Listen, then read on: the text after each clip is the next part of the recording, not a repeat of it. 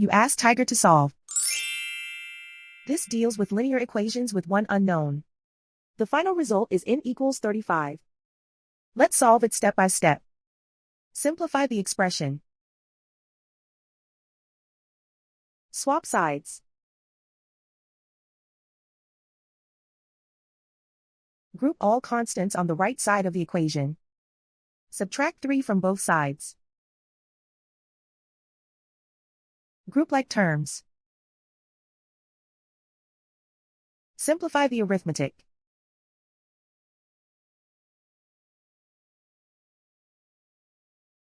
Isolate the n.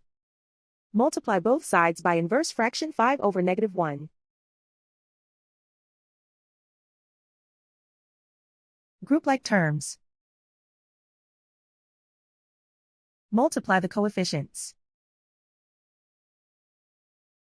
Simplify the arithmetic.